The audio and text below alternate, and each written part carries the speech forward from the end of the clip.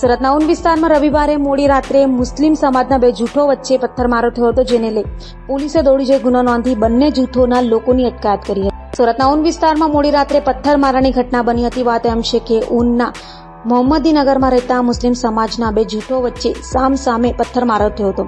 મોહમ્મદ સાહેબને માનનારાઓ અને શકીલ બિન હનીફને માનનારાઓ વચ્ચે થયેલા ઝઘડા બાદ બંને જૂથો સામસામે આવી ગયા હતા અને પથ્થરમારો કરાતા પોલીસ દોડી ગઈ હતી અને પોલીસ રાયોટિંગનો ગુનો નોંધી બંને જૂથોના 17 જેટલા લોકોની ધરપકડ કરી હતી।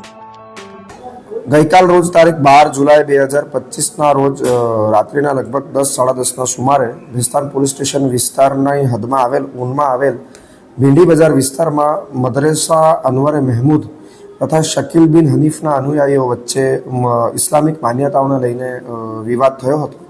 આ બનાવની વિગત એવી છે કે ભીંડી બજારમાં આવેલ બાલકૃષ્ણ રો હાઉસમાં રહેતા શકીલ બિન હનીફના અનુયાયીઓ કે જે આ વિસ્તારમાં ભાડાના મકાનમાં રહે છે, તેઓએ ટીપુ નામના એક શખ્સને પોતાના નિવાસ સ્થાને લાવીને તેઓને પોતાની માન્યતા અંગે સમજણ આપી રહ્યા હતા। એવી આશંકામાં બંને પક્ષો વચ્ચે સંઘર્ષનો બનાવ બનવા પામ્યો હતો। આ અંગે ભેસ્તાન પોલીસ સ્ટેશનને માહિતી મળતા આઈ ડિવિઝન વિસ્તારના તેમજ ઝોન 6 વિસ્તારના અન્ય પોલીસ સ્ટેશનની તમામ પોલીસ અત્રે બનાવના સ્થળે પહોંચી ગઈ હતી તથા વિસ્તારને કોર્ડન કરી લેવામાં આવ્યો હતો અને આ બનાવમાં બંને પક્ષો પર એફઆઈઆર દાખલ કરવામાં આવી છે, જેમાં Bhestan police station FIR number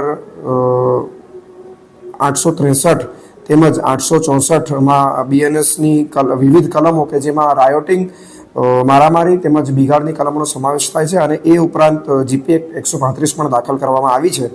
તેમજ બંને પક્ષે લગભગ 15 જેટલા આરોપીઓની ધરપકડ કરવામાં આવી છે, જેમાં શકીલ બિન હનીફના લગભગ 7 જેટલા અનુયાયીઓ અને તેમજ અનવરે મહેમૂદ મદરેસાના લગભગ 10 જેટલા અનુયાયીઓની ધરપકડ કરવામાં આવી છે।